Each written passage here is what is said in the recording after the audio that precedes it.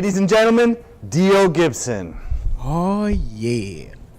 You know how we do? Live at Yangaroo. Yeah. Let's do a little something like this.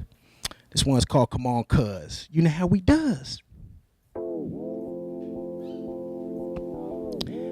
Come on, cuz. You know what it is. Second home, back in my beds. Putting it down a little something like this. With another hit. Come on, cuz. You know how we does. Yeah.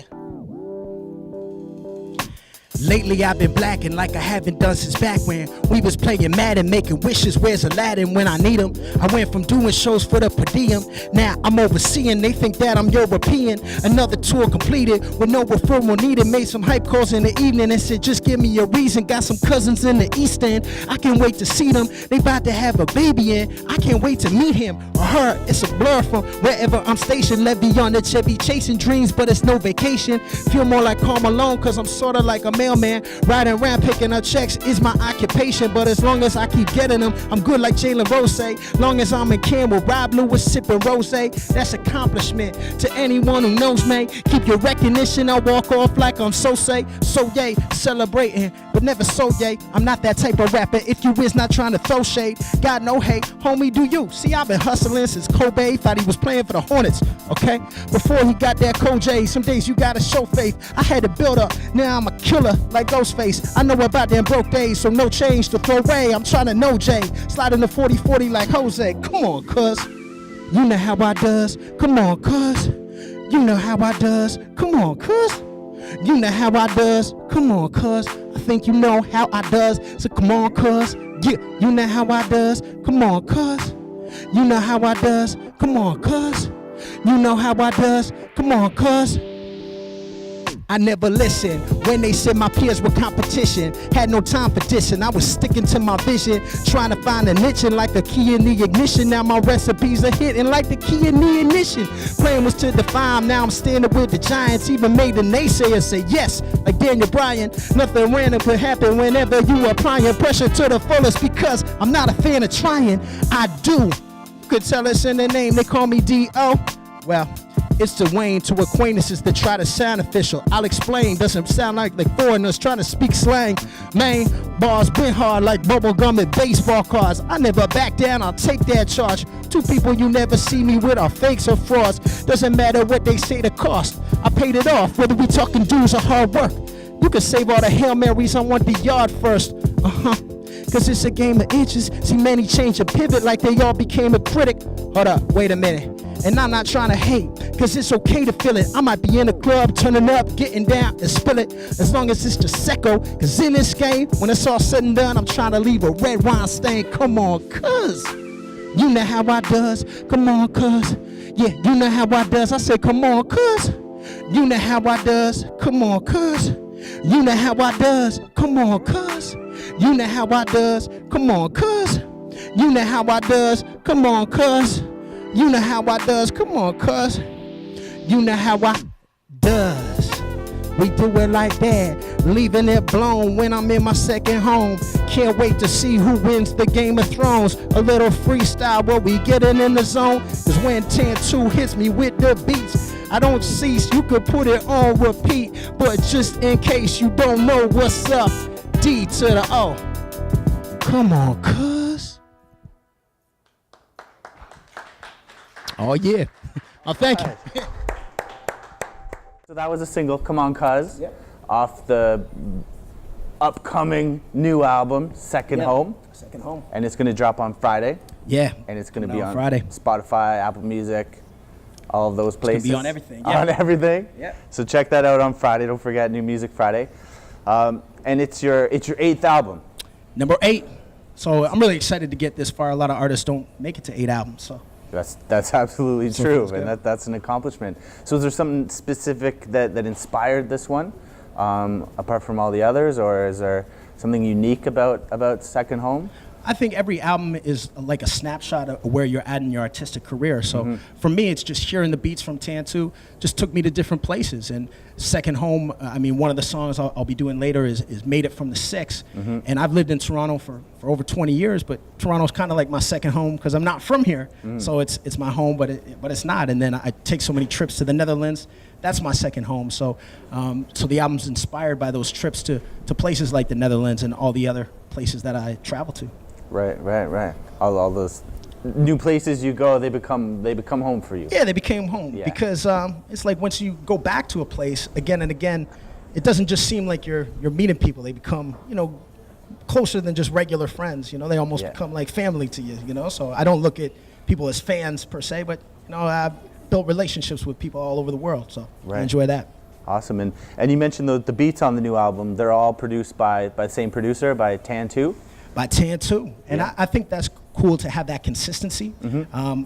Working in a group called Art of Fresh, me and my man Slacker, he would produce all the beats. And so the songs all had the same consistency. And working with Classified too, I did a whole album with him. So I enjoy working with one producer sometimes. I think it really brings everything together. Even in this single-based era, I think it's good to put in something where you just you can ride with it for the whole way out. Yeah, and Tantu's from the Netherlands as well, like you mentioned. He's from the Netherlands, so I've never met him yet. I found him online making beats, and like I said, I do so much work out in the Netherlands. And I say the Netherlands because sometimes people think the Netherlands is just Amsterdam. Right. But I go to Rotterdam. I'll be heading there for New School Rules, a big international music festival, in a few weeks. I just got back from Eurosonic, which takes place in Groningen. So I'm working on my Dutch style. I was impressed by that. And then Tantu's from Utrecht. And I did a lot of work with a producer who I do know from Utrecht, Static Music. So it's all these different places in Netherlands, but looking forward to actually meeting them in person for the first time. Yeah, you haven't met him in person. You made an album with him already. Exactly. That's the new music business, right? Yeah. That can be done. You mentioned you met him online, or you found his beats online. Yeah. How did that come about? Like if someone watching this is a producer, they make their own beats. How does an established rapper like D.O find them? I like how you said it's from a producer's view, because from a rapper view, I don't want to give away all my secrets. Right. It's really just about scourging the internet and just going to beat sites, or sometimes what I do is I just type in an artist name and instrumental on YouTube, and I kick freestyles. And one time, after that, maybe a Mac Miller beat, it'll be Mac Miller type of beat. And that's kind of how I found Tantu. It was like a beat like this, and I was like, hold up, wait. I don't think that's an actual Mac Miller beat. And then I see this producer, and I check his stuff out, and I just took it from there. But I think it's really up to artists nowadays to really just go for whatever you can find on the internet and just dig deep and find somebody who can match your sound. Great. So also on the album, I wanted to ask you, there's a song that jumped out at me. It was called Quit My Job. Yeah. Is that right? It's Quit My Job? Yeah, Quit That Job. Quit That Job. Yeah, That's it. I knew I messed it up a little bit. But, I thought that was, I haven't heard a song like that before, but it resonates with me because we work with, and I talk to musicians all the time, and often they're sometimes they're working at the same time, right? They're doing they're doing 40, 50 hours a week at a full-time job, but they're also trying to become a career musician at the same time. So I imagine at some point that happened to you. Is that what that song is about? Yeah, it's an autobiographical song, because I'm talking, even just one of my first jobs was working at Burger King. In the song, and I'd say straight up that I didn't enjoy working at Burger King, but looking back, I do enjoy working at it because it built that work ethic, and it made me want to pursue my dreams even more. But I think a lot of people have it confused that just because you're a musician, that doesn't equate to income, and that doesn't equate to being able to quit your job per se.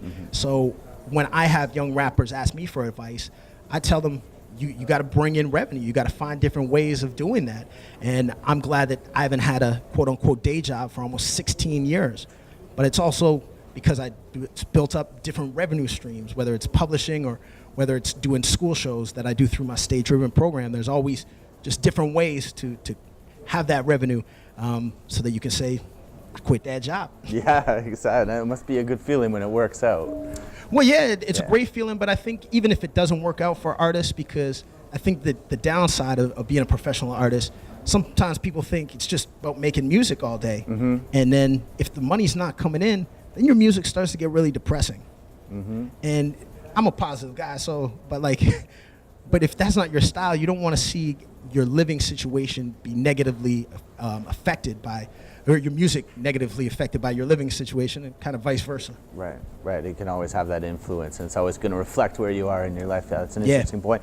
And right there, you mentioned stay driven. I wanted to ask you about that as well. So, you're not just a musician, an artist, a rapper. You are a community ambassador and motivational speaker. Can you tell us more about that program? Yeah, Stay Driven is a program I created back in 2001, going into schools. And at first it was about goal setting and talking to youth about how music was my passion, but I also have a university education.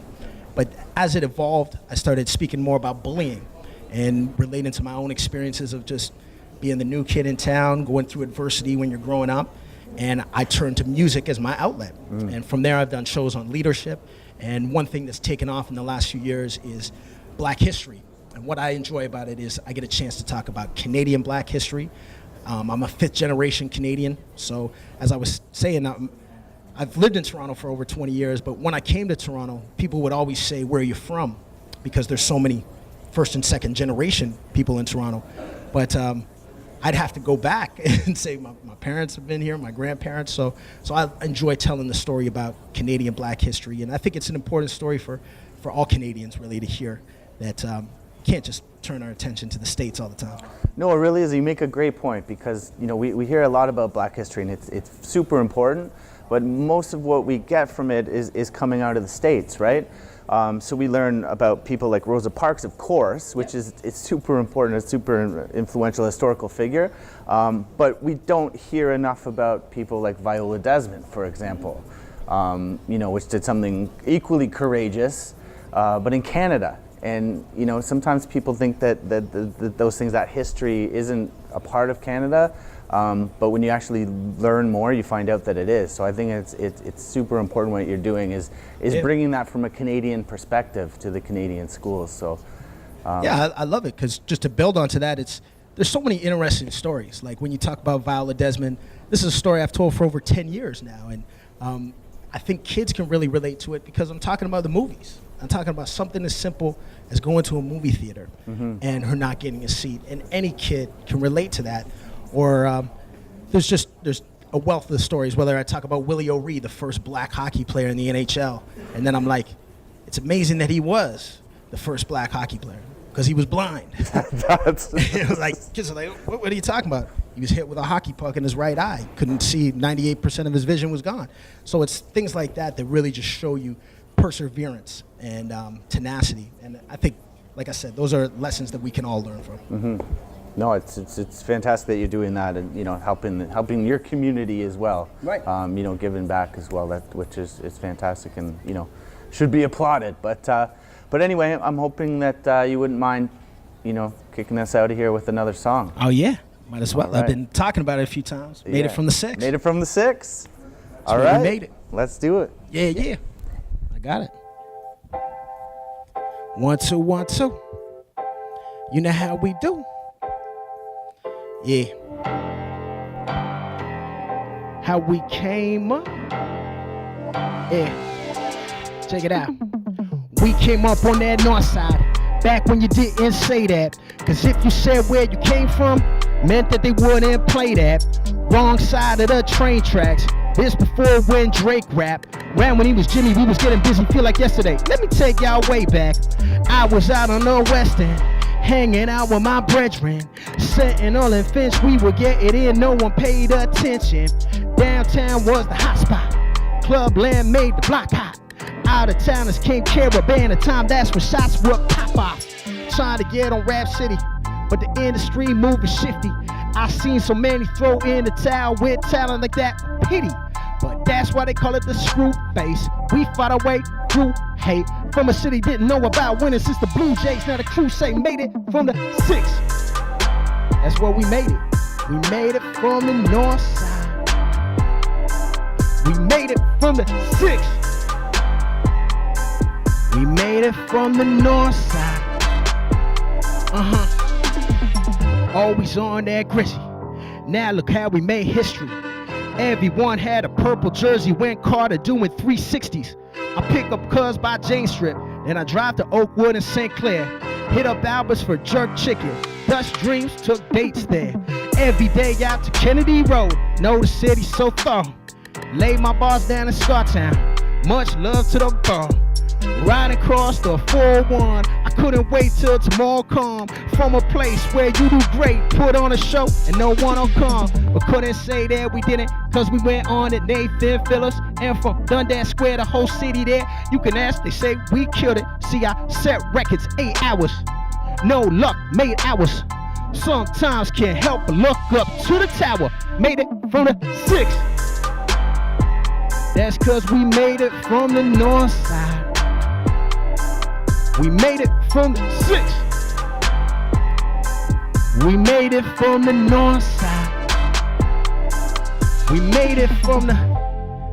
We was just some kids with some big dreams, lacing up that heat with some 16s. Up against the wall, couldn't break us. The city made us. I said, we was just some kids with some big dreams, lacing up that heat with some 16s. Up against the wall, couldn't break us. The city made us. We made it from the 6. Yeah, we made it from the north side. We made it from the 6. We made it from the north side. We made it from the 6. We made it from the north side. From the east to the west side. The 6. From the north side to the south side. Can't you see? We made it from the 6 side. Thank you from up top too. All right, thank you. This is D.O. Gibson, the new album, Second Home. Second home all year. All right, thanks, D.O. Yeah. Take care, man. Show.